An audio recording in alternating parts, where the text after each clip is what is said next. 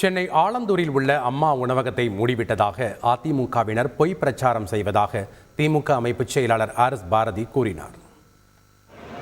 70 நாள்ல ஜெயலலிதா ஹாஸ்பிட்டல் பார்த்துருக்கும்போது எடப்பாடி சசிகலா இந்த கும்பல் பூரா 1.5 கோடி ரூபாய்க்கு இட்லி தோசை மட்டும் சாப்பிட்டாங்க.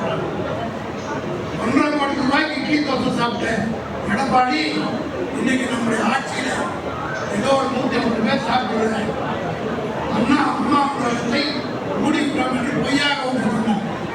அதற்கு பதில் திருச்சியில் அமைச்சர் KN நேருவின் சகோதரரும் தொழிலதிபருமான KN ராமஜெயத்தின் வாழ்க்கை வரலாற்று நூல் மறு வெளியீட்டு விழா நடைபெற்றது.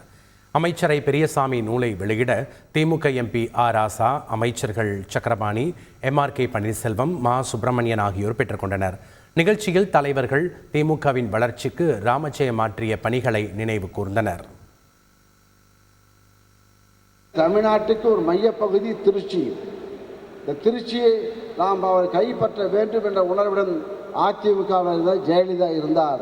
அதற்கு இடையூறாக நம்முடைய ராமஜெயம் இருந்தார். அவர் அழிக்கப்பட வேண்டும் என்ற உணர்வில் ஜெயலலிதா பணியாற்றினார்கள்.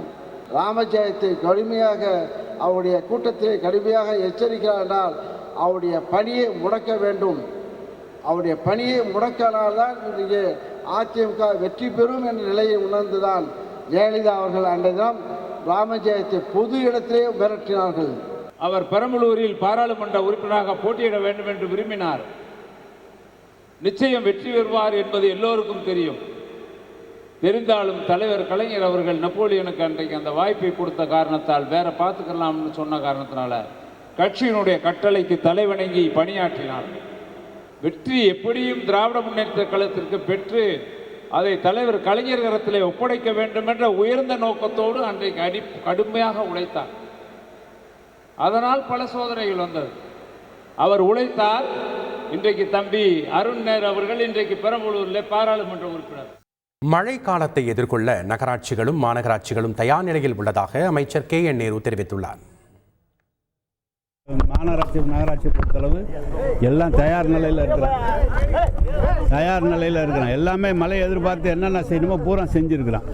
இன்னும் செஞ்சுட்டு இருக்கான். சென்னையெல்லாம் தொடர்ந்து அந்த வேலையை தான் பார்த்துட்டு இருக்கோம். முதலமைச்சர் இப்போ கூட ஒரு கூட்டம் போட்டு எல்லாத்தையும் கூப்பிட்டு கொடுத்து எல்லா வேலையும் முடிங்கன்னு சொல்லி உத்தரவு பண்ணியிருக்காரு. எனவே எல்லா வேலையும் நடந்துகிட்டு இருக்கு. செய்திகளை உடனுக்குடன் தெரிந்து கொள்ள உடனே சப்ஸ்கிரைப் பண்ணுங்க.